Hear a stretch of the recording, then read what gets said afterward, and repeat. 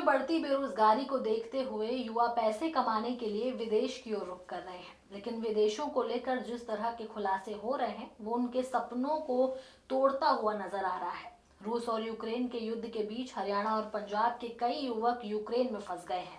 उनका कहना है कि नौकरी के नाम पर उनको जबरदस्ती युद्ध में भेजा जा रहा है।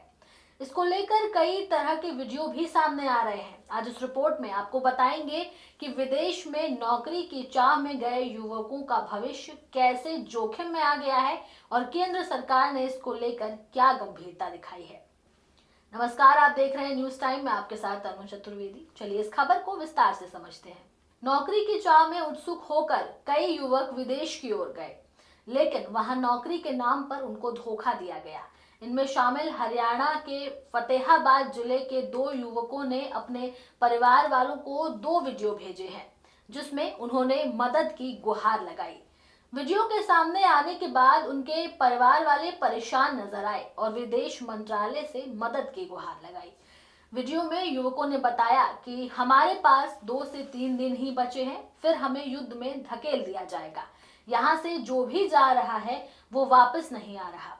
पहले 13 से 14 साथी गए थे, वो सभी मारे गए हैं। फतेहाबाद के अंकित जांगड़ा और विजय पूनिया ने वीडियो में बताया कि वो महिला के दिए नौकरी के लालच में रूसी सेना में आकर यूक्रेन में फंस गए हैं। बता दें कि युवकों ने सोमवार शाम को परिवार को व्हाट्सएप कॉल कर वहां से निकालने की सिफारिश की है। परिवार का कहना है कि 15 लोगों के बैच में उनके साथ यूपी, पंजाब, जम्मू कश्मीर के भी युवक फंसे हैं। सभी को रूस के खिलाफ युद्ध में भेजने के लिए मजबूर किया जा रहा है। इस वीडियो में युवकों ने बताया कि हम 5 से 6 महीने पहले मॉस्को आए थे। मॉस्को आने के बाद हमारे एक बंदे ने कांटेक्ट करवाया किसी मैडम के साथ। वो बता रही थी कि यहाँ कंप्यूटर ऑपरेटर, ड्राइवर की जॉब खाली है, जिसको भी करनी है वो कर सकता है। इसके बाद उसने हमारे डॉक्यूमेंट्स ले लिए, हमें पैसों का लालच दे दिया था कि तुम्हारी नौकरी लगते ही इतने पैसे मिलेंगे और ज्यादा कुछ नहीं करना। उसने हमारा एग्रीमेंट कराया चिली में और मॉस्को की फ्लाइट कराई गई। हमें उनकी भाषा आती नहीं थी और पता नहीं एग्रीमेंट में क्या क्या लिखवा रखा था। युवकों ने यह भी बताया कि एग्रीमेंट पर साइन कराने के बाद उनको आर्मी सेंटर ले जाया गया, जहां उनकी ट्रेनिंग हुई। उन्होंने बताया कि वो वहां उन लोगों से रिक्वेस्ट करते रहे, लेकिन किसी ने उनकी बात नहीं सुनी। ये नेटवर्क केवल भारत ही नहीं बल्कि श्रीलंका, नेपाल, पाकिस्तान जैसे देशों के युवाओं को भी पैसे का लालच देकर फंसाता है। वीडियो में सामने आए अंकित की मां सुशीला देवी कैमरे के सामने तो नहीं आई, मगर बातचीत में कहती हैं कि जब से अंकित के हालातों के बारे में सुना है, तब से परिवार के सदस्यों के गले से खाना भी नहीं उतर रहा है। सुबह शाम बस भगवान से उनकी सलामती के लिए प्रार्थना ही करती हूँ।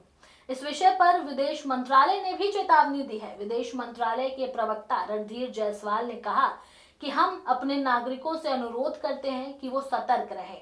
हम भारतीय नागरिकों से अपील करते हैं कि वो रूसी सेना में शामिल होने के किसी भी प्रस्ताव से दूर रहें। ऐसा करना जान जोखिम में डालने या खतरे से खेलने जैसा है। मीडिया को इसी मामले से जुड़े एक सवाल का जवाब देते हुए रणधीर जायसवाल ने कहा कि हमने हाल ही में रूसी सेना में भारतीय नागरिकों की भर्ती के बारे में रिपोर्ट देखी है। सरकार ने पिछले 1 साल में कई मौकों पर इस तरह की कार्रवाई में निहित जोखिमों और खतरों को रेखांकित किया है।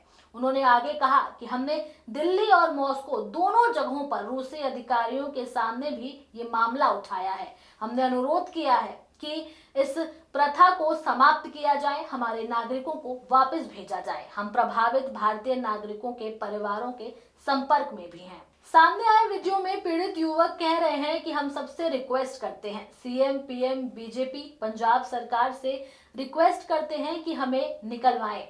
हो सकता है ये हमारी आखिरी वीडियो हो। हमें झूठ बोलकर यहाँ लाया गया है, हमारे साथ धोखाधड़ी हुई है। हमने हर जगह मेल डाल रखी है, लेकिन कोई सुनवाई नहीं हो रही। हमें कैसे भी करके यहाँ से निकलवाओ।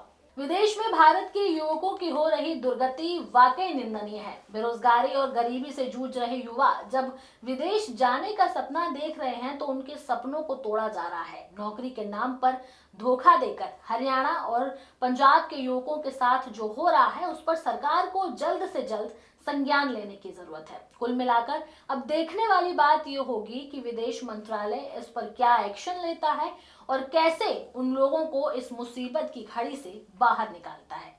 फिलहाल के लिए खबर में इतना ही। ये खबर कैसी लगी आप हमें कमेंट सेक्शन में जरूर बताएं। हमारे चैनल न्यूज टाइम को सब्सक्राइब करें, लाइक करें, शेयर करना ना भूलें। नमस्कार।